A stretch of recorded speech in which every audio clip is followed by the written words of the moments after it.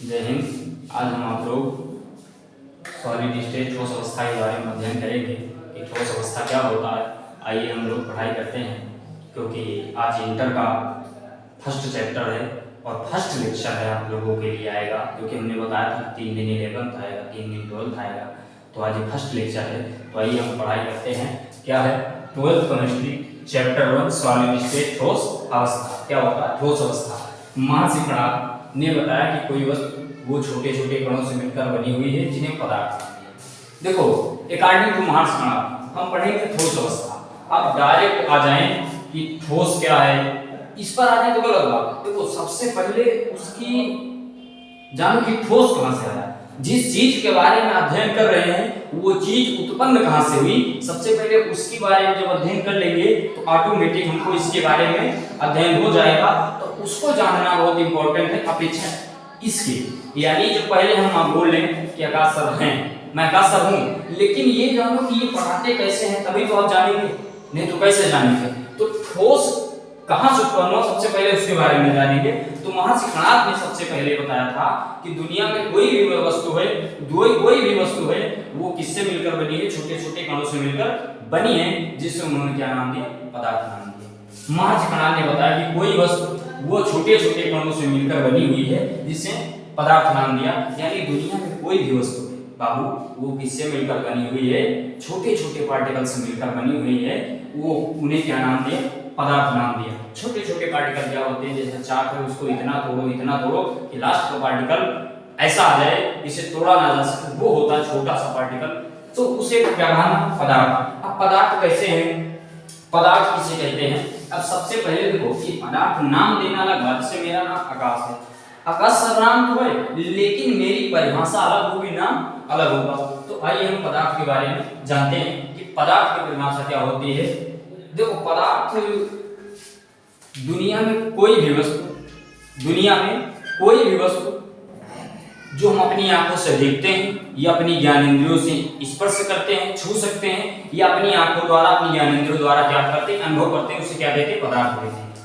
Simple definition, ना स्थान घेरती है, ना कुछ करती है, ना द्रव्यमान होता। सबसे सरल डेफिनेशन सुनिए कि वह वस्तु जिसे हम छू सकते हैं, देख सकते हैं, या अपनी ज्ञानेंद्रियों द्वारा अनुभव कर सकते हैं, उसे हम क्या कहते हैं? पदार्थ कहते हैं। यानी हमारे चारों वर्ण का, हमारे चारों तरफ का वह वातावरण या वह वस्तुएं जिसे हम छू सकते हैं, देख सकते हैं, अथवा अपनी ज्ञानेंद्रियों द्वारा क्या कर सकते हैं? अनुभव कर सकते हैं। आइए लिखते हैं। जब छू सकते हैं तो उसका कोई द्रव्यमान होगा, अनुभव कर सकते हैं तब भी उसका कोई द्रव्यमान होगा, तभी अनुभव कर पाते हैं। अगर द्रव्यमान नहीं है तो हम अनुभव नहीं कर सकते कि ये वस्तु है। हमारा द्रव्यमान है तभी आप छोड़ोगे। जैसे मैं इस वायु में तो मैं चला जाऊंगा, लेकिन सोचो कि ये ब्लैक बोर्ड, ये व्हाइट बोर्ड फाड़ के चला जाऊं तो नहीं जाऊंगा, क्योंकि ये भी सॉलिड है। तो इसका भी द्रव्यमान है कि जब हमें टच करेगा तो हमारे कहीं ना कहीं प्रॉब्लम्स आएगी, तो उसका भी द्रव्यमान होगा। तो सबसे सरल डेफिनेशन कि हमारे चारों तरफ की वह वस्तुएं जिन्हें हम देखते हैं, छूते हैं, अथवा अपनी ज्ञानेंद्रियों द्वारा अनुभव करते हैं, उन्हें क्या कहते हैं? पदार्थ कहते हैं। देखो, सबसे सरल डेफिनेशन है हमारे चारों ओर की वे वस्तुएं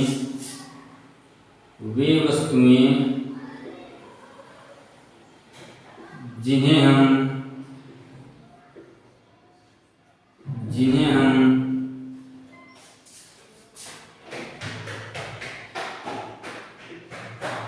देख सकते हैं,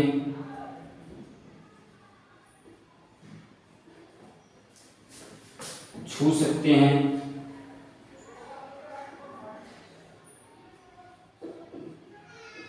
स्पर्श कर सकते हैं, लिख लीजिए,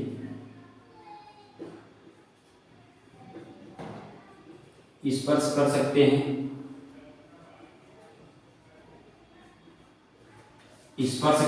हैं,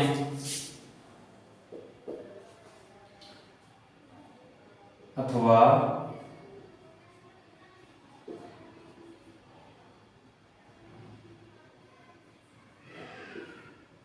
अपनी ज्ञानेंद्रियों द्वारा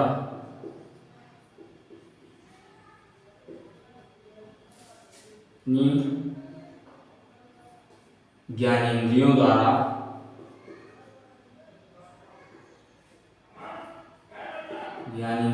अनुभव कर सकते हैं। अनुभव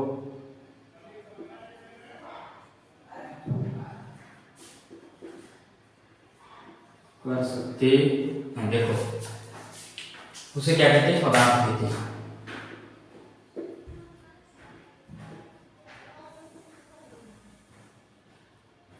उसे पदार्थ कहते। देखो हमारे चारों ओर की वे वस्तुएं जिन्हें हम देख सकते हैं, स्पर्श कर सकते हैं अथवा अपनी ज्ञानेंद्रियों द्वारा अनुभव कर सकते हैं, उसे क्या कहते हैं? पदार्थ कहते हैं। बाबू इसको हम देख सकते हैं, देखा, इसको छू भी सकते हैं, ले लिया। अब इसका द्रव्यमान है तभी हाथ में ले द्रव्यमान। अब बोलो, अब हम बोले तो ऑक्सीजन को देख नहीं सकते हैं, हवा है उसको देख नहीं सकते, महसूस करते हैं, तो वो सब क्या हुई?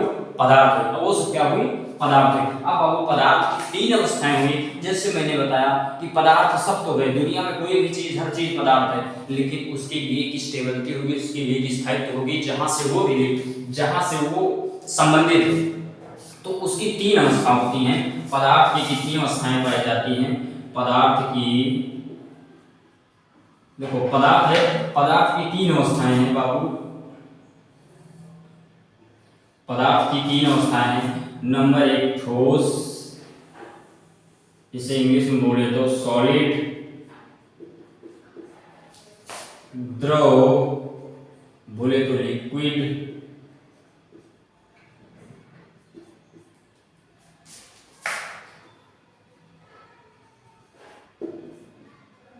गैस।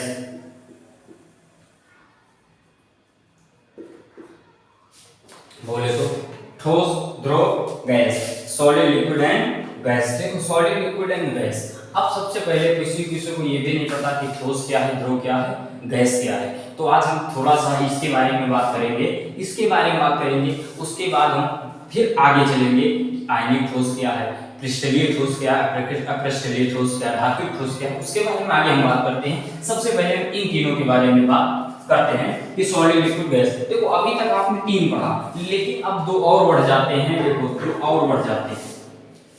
दो और बढ़ जाते हैं। इसको क्या कहते हैं? प्लाज्मा। इधर क्या कहते हैं? Bose-Einstein condensate.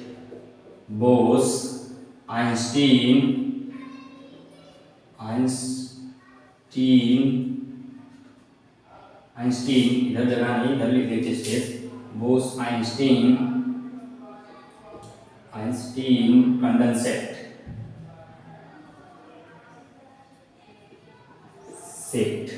Bose-Einstein condensate. तो आज हम इन तीनों के बारे में अध्ययन करते हैं। आइए लिखते हैं। देखो बहुत आसानी है, यूपी बोर्ड के हिंदी मीडियम बच्चों के लिए गजब की तैयारी की जाएगी। बस आप लोग ऑफलाइन रिपोर्ट्स ज्वाइन कर सकते हैं। आपको डिस्क्रिप्शन बॉक्स में नंबर भी दिया जाएगा, आप कॉल कर सकते हैं। आप आराम से अपनी पढ़ाई, अपना लक्ष्य पूरा कर सकते हैं। केमिस्ट्री, इंग्लिश ग्रामर आप लोग पता ही, अप्लाइड ग्रामर पढ़ाई जाती है। तो हमने बताया था ठोस, इधर द्रव, हमने बताया था नंबर एक ठोस, नंबर दो द्रव, नंबर तीन गैस। आज सिर्फ इतना ही अध्ययन करेंगे, क्योंकि ज्यादा बड़ी वीडियो नहीं बनाएंगे। नंबर एक ठोस, नंबर दो गैस। बोलो तो ठोस क्या है? जिनको जीरो से भी नहीं आती उसको हीरो बना के छोड़ूंगा, वादा है मेरा। ठोस, द्रव, गैस। बाबू ठोस क्या है? ठोस हुआ है, ठोस की परिभाषा क्या होती है? जिसकी आयतन और आकार निश्चित होता है तथा जिसके अंदर अंतरण बल अधिक होता है, वो ठोस कहलाता है। देखो ठोस क्या होता है, द्रव क्या होता है, गैस क्या होता है? ठोस ये होता है कि ठोस चीज होता है, उसको पार नहीं कर सकते। सबसे पहली बात, उसका आयतन और आकार क्यों निश्चित होता है? क्योंकि ठोस का आयतन निश्चित है। अगर मान लीजिए ये रोड यहाँ 10 किलो, तो आगे भी रखोगे तो 10 किलो का आएगा। लेकिन पानी का नहीं निश्चित, पानी फैल भी जाता है, पानी जिसमें रखो उसका आकार ले लेता है। और द्रव, गैस का नो आएगा, नो।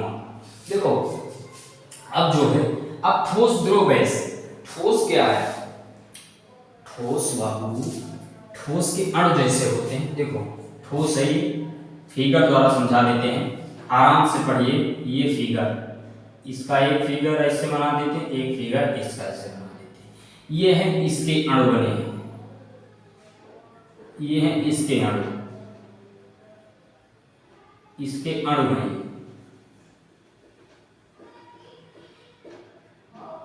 इसके अणु ऐसे ऐसे रहते हैं, एकदम मतलब एकदम पास पास।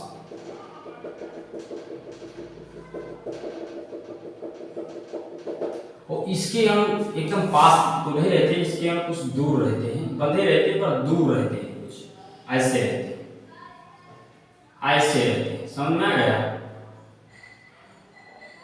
ऐसे रहते हैं, यानी इनके अणुओं में स्पेस ज्यादा होगा। इनके अणु कहीं यहाँ तो कहीं यहाँ तो कहीं यहाँ, कहीं यहाँ, कहीं यहाँ, कहीं यहाँ। यानी देखो अब इसके अणु जब बंधे हैं बाबू, जब इसके अणु बंधे हैं तो बोलो ऐसे जब बंधा है एकदम चीज, आप तुमको बात बता ही देता हूँ, बिल्कुल ऐसे जब बंधा है तो आप बोलो इसको तोड़ना बहुत मुश्किल है, इसको तोड़ना क्या है बहुत मुश्किल है।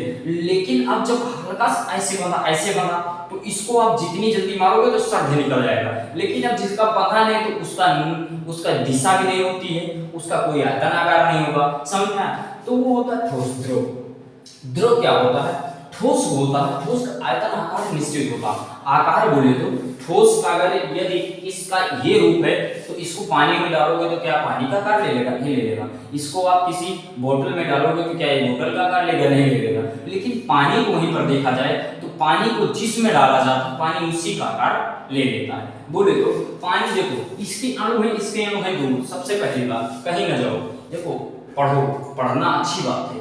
देखो मानिए ये नहीं लगता कि आप कितना पढ़ते हैं, मानिए ये नहीं लगता कि आप कितना पढ़ते हैं, मानिए ये लगता कि आप पढ़ते क्या, आपकी दिशा क्या है। मैंने देखा है कि यहाँ लखनऊ में तो बच्चे जुतियां मार जुटे रहते हैं, जुटे पवाते हैं जब पढ़ने ना तो खड़े करते हैं तो नहीं पढ़ते, क्योंकि उनकी दिशा ही नहीं सही है। तो दिशा पढ़ो, क्योंकि देखो इसकी अणु एकदम पास, इसकी अणु दूर, इसके एकदम दूर। तो इसकी बात ही ना करो, गैस तो सब लोग जानते हैं जहाँ बोलो वही जाता है, तो गैस का कोई आकार का नहीं होता है। अब बोले तो ठोस, देखो इसके अणु एकदम बंधे हैं, तो बाबू जो इसके अंदर अणु एकदम बंधे हैं तो वो पहली बात तो क्या अंतराणु बल बहुत आकर्षण बहुत है, अंतराणु आकर्षण बल काफी ज्यादा है, क्योंकि एक दूसरे में क्या हुई बंधे हुए हैं। इनके बल नहीं है, देखो इनके बंधे तो हुए लेकिन एकदम ऐसे हैं, माने तो ऐसे एकदम ऐसे ऐसे हैं, तो इसके कैसे ऐसे हैं एकदम। तो इसको जब डालेंगे तो ये छूकर आराम से बह सकता है। तो ये इसके अंदर क्या होता है, जिसके कारण अणुओं का अंतराणविक आकर्षण बल कम होने के कारण ये क्या होता है, इसमें बहाव पाया जाता है। और बहाव पाए जाने के कारण इसको जिस पात्र में डाला जाता है उसी पात्र का आकार ले लेता है। और इसमें क्या होता है, ये तो आकार इसकी आयतन आकार इसका निश्चित नहीं है। ये क्या होता है, अब 9th में तो बहुत चीज पढ़े होते हैं कि इसके द्वारा सिद्ध कीजिए कि पदार्थ गति करते हैं कि नहीं करते हैं, तो अलग की बात है। पदार्थ गति भी करते हैं। देखो 9th में बहुत टॉपिक हैं, पहला चैप्टर था इसमें, अब पता नहीं है कि नहीं है। तो ठोस द्रव गैस, जो ठोस है, जो ठोस जो अणु बंधे होते हैं जिसके कारण इनमें बहाव नहीं होता है, क्योंकि बंधे हैं जहां ढंग ना डूबे वही चला जाएगा।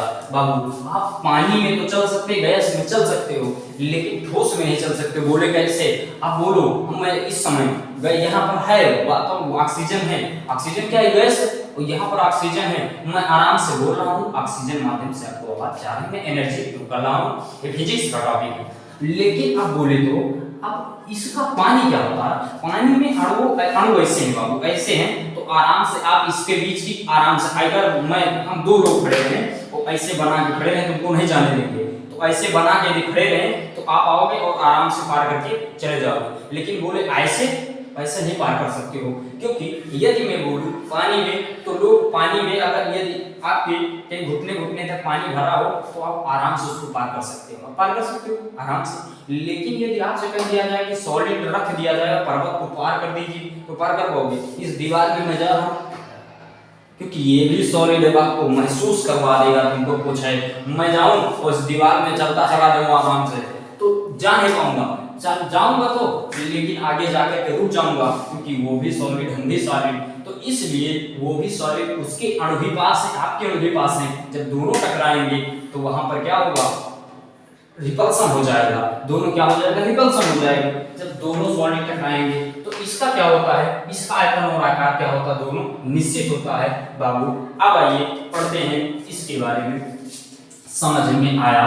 अब बता देते हैं कि क्या अणु गति करते हैं, इसको भी देखो, इसको जानना बहुत जरूरी है, क्योंकि जिसको बेसिक टर्म नहीं आता है, हमने क्या बताया, मैं जितना चीज पढ़ाऊंगा थोड़ा पढ़ाऊंगा, लेकिन जितना पढ़ाऊंगा अच्छा से पढ़ा दूंगा कि आपको कहीं जाने की जरूरत नहीं है। देखो आप बोले तो क्या इसके अणु गति करते हैं, इसके अणु गति करते हैं, तो सीधा सा फंडा एक है कि एक आप कोई अगरबत्ती ले लीजिए या धूप बत्ती ले लीजिए, एक कोने में कमरे के आप सुलगा दीजिए, तो उसमें से आपको सुगंध आएगी। क्योंकि अगरबत्ती जब लिया, क्या किया, अगरबत्ती जब लिया, या देखो या खाना कहीं कुकिंग कर रहा बन रहा है, तो खाना जब तक बन रहा है, और खाना बन रहा है, तो जब तक नहीं बनेगा तब तक आपके यहाँ सुगंध नहीं आएगी, आएगी नहीं आएगी। और जब बनने लगेगा तो आपके नाकों तक सुगंध आएगी, यानी वो पार्टिकल क्या कर रहे हैं, रिमूव कर रहे हैं। जिससे ये पता चला है कि पदार्थ के कण भी क्या होते हैं, गति करते हैं। समझ में आया भाई? आप यहाँ पर सुलगा दीजिए, यहाँ पर मोमबत्ती रख दीजिए, यहाँ पर धूप बत्ती रख दीजिए, यहीं पर रख दीजिए, और रख देंगे आप, जब तक उसको जलाएंगे नहीं तब तक आपको सुगंध नहीं आएगी। तो इसके मतलब है कि अभी कण हमारे रिमूव नहीं कर रहे हैं, और रख दिया यहाँ पर और जला दिया माचिस से, तो उसके क्या हो जाएगा, सुगंध आने लगेगी, तो लोग कहेंगे वाह बड़ा बढ़िया स्मेल आ रहा है। तो वो क्या हुई, वो नहीं, उसके कण धीरे धीरे गए, वो हमारी नाकों द्वारा पहुंच गए, नासिका द्वारा। तो जिससे ये पता चलता है कि पदार्थ के कण भी क्या करते हैं, गति करते हैं। तो आइए ठोस के बारे में जानते हैं। तो ठोस का नंबर 1 देखो, ऐसे बना लीजिए, ऐसे थोड़ा दूर दूर कर लेते हैं, उसके बाद आप बना लीजिए, बिल्कुल अच्छे से आप पढ़िए, मन लगा के। ठोस, द्रव, गैस, एकदम ऐसे। नंबर 1 इसमें देखो क्या होता है, इसमें क्या होता है, आयतन और आकार इसका क्या होता है, इसका आयतन,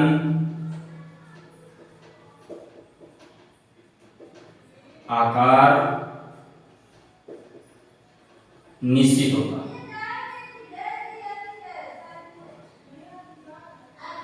निश्चित होता है।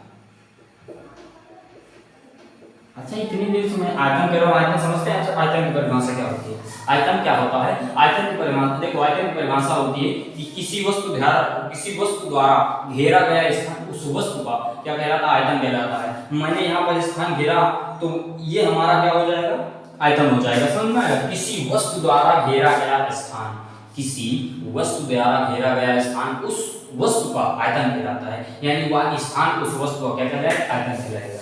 समझ में आएगा? और द्रव क्या होता है, इसका आयतन तो निश्चित होता परंतु आकार नहीं, इसका आयतन क्या होता है, निश्चित होता है, इसका आयतन क्या होता है, निश्चित होता है। ये तो सब 9th की है, निश्चित होता है, आकार नहीं, परंतु आकार नहीं, इसका दोनों निश्चित होती,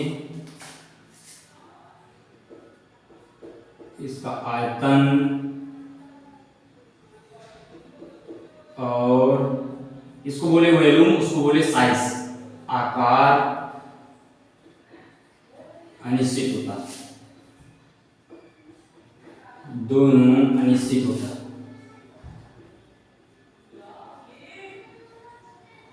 दोनों क्या होता है,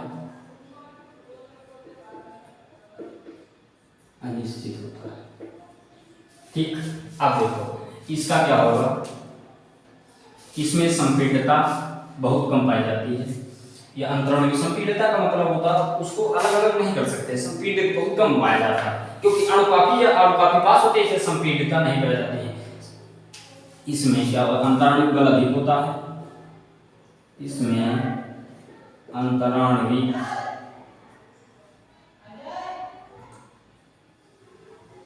बल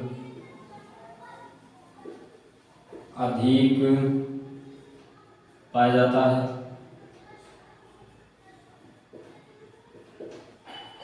अधिक पाया जाता है। इसमें ठोस की अपेक्षा कम पाया जाता है। क्या अंतराणु बल? ठोस की अपेक्षा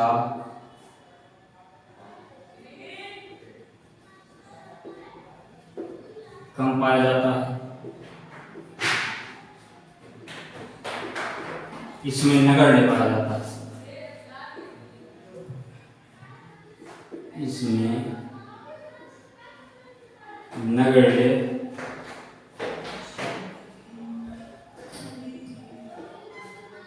पाया जाता है। देखो यहां पर समझने वाली पॉइंट है, पॉइंट रिमेंबर। अंतराणु बल क्या होता है? अंतर का मतलब होता है दो। अंतर कब ज्ञात कर सकेंगे? जैसे आवेश आप लोगों को पढ़ा होगा Q1 Q2, विभवांतर पढ़ा होगा। तो देखो अंतर तब ज्ञात करते हैं, सबसे पहले अंतरा प्लस आणविक, उसको अलग अलग कर दो, तब समझो। पढ़ने का मजा तब आता है जब बिल्कुल जड़ से पढ़े। अंतरा आणविक, बहुत बच्चे कह जाते हैं यार अंतरा आणविक क्या है, अंतरा आणविक बल क्या है। तो देखो Q1 Q2 ये दोनों आवेश, एक ये अणु एक ये अणु, तो अंतर इनका तब ज्ञात करोगे जब इन दोनों के बीच को जोड़ोगे। अब इन दोनों का अंतर कितना तब ज्ञात करोगे, यानी एक अणु दूसरे अणु में अंतर क्या है, इन दोनों बीच को मिलाओगे। तो अंतराणविक बल जो इनके और इनके मध्य ये जो बल लगा, ये क्या है समझो, एक बल है। तो इसे बोलते हैं अंतर, क्योंकि अंतर में लगा इन दोनों के, तो अंतराणविक बल। समझ में आ गया? अंतराणविक बल। तो इसमें क्या होता है, इसमें सबसे पास होता है, क्योंकि इसके अणु सबसे पास होते हैं, इसके अणु क्या होते हैं, पास होते हैं, जिसके कारण इसमें अंतराणविक बल लगता है। इसके कुछ दूर होते हैं, जिसके कारण ये ठोस की अपेक्षा क्या होता है, कम लगता है। अंतराणविक बल कम लगता है, इसलिए इसमें हम कुछ सही से पार हो जाते हैं। इसमें नगण्य होता है, इसमें पता नहीं। इसमें नगण्य का मतलब जिसके ज्ञात न हो, गणना न की जा सके। अब इसमें देखो, इसकी निश्चित ये जो संपीड्यता इसमें कम पाई जाती है, संपीड्यता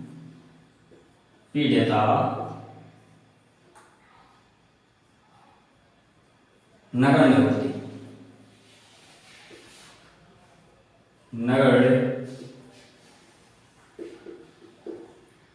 नगण्य होती है। इसमें क्या होती है, संपीड्यता ठोस की अपेक्षा ज्यादा होता है। ठोस की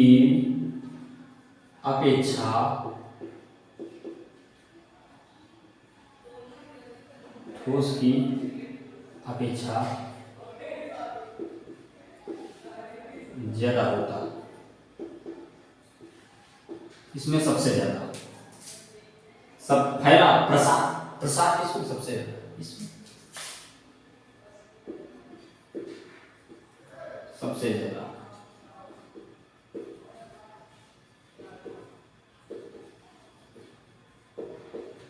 इसमें क्या होता, सबसे ज्यादा होता है। इसका गलनांक और क्वथनांक क्या होता है, क्वथनांक क्या होता है, क्वथनांक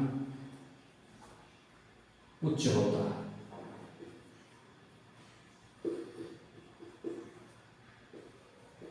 अथवा निश्चित रहता है। इसका गलनांक इससे कम होता है ठोस की अपेक्षा, या इसको कर दो उच्च कहने का, इसको कर दो एक निश्चित होता है। क्या होता है, निश्चित होता है। इसका ठोस की अपेक्षा कम निश्चित होता है। इसका अनिश्चित समझ लो, कम निश्चित होता है, निश्चित होता है। इसका अनिश्चित होता है, इसका है, इसमें बात ये करो। अब देखो गलनांक क्वथनांक निश्चित होता है। अब ज्यादा इसका विश्लेषण नहीं करेंगे। आयतन का आकार निश्चित होता है, आयतन निश्चित होता है। इसमें आयतन निश्चित होता है परंतु आकार नहीं। आयतन और आकार दोनों निश्चित नहीं होता, हमने बता दिया कि ठोस का आयतन और आकार क्या होता है, दोनों क्या होता है, निश्चित होता है, इसमें प्रबल आणविक बल पाए जाते हैं, इसमें दुर्बल पाए जाते हैं, इसमें सबसे दुर्बल पाए जाते हैं। इसमें एक और लिख लीजिए, इसमें प्रबल आणविक बल पाए जाते हैं, इसमें ठोस की अपेक्षा कम प्रबल पाए जाते हैं, इसमें सबसे कम पाए जाते हैं। तो आज हम लोग हमको लगता है बढ़िया जानकारी करेंगे कि ठोस द्रव गैस। देखो आज की हमने इसलिए बेसिक टर्म बताया है, आज ये जो सॉलिड स्टेट है मैंने सोचा कि इसको ठोस द्रव गैस को रिपीट कर देते हैं। अगर कल से मेरा आएगा, कल मैं पढ़ाऊंगा कि ठोस के प्रकार, क्लासिफिकेशन ऑफ सॉलिड्स, कल मैं इसके बारे में अध्ययन करूंगा। तब तक के लिए हम लोग ये बिल्कुल रिवीजन करते हैं, पढ़ाई को मन लगा के बिल्कुल एक दिशा से पढ़ो, जितना बेस बिल्कुल मजबूत करके पढ़ो। कल हम लोग पढ़ेंगे, कल विधिवत पढ़ेंगे एक आयनिक ठोस क्या होता है, धात्विक ठोस क्या होता है, आणविक ठोस क्या होता है, क्रिस्टलीय ठोस क्या होता है, अक्रिस्टलीय ठोस क्या होता है, इनके बढ़िया स्ट्रक्चर सहित पढ़ेंगे। तो तब तक के लिए नमस्कार, धन्यवाद, टेक केयर, लव यू।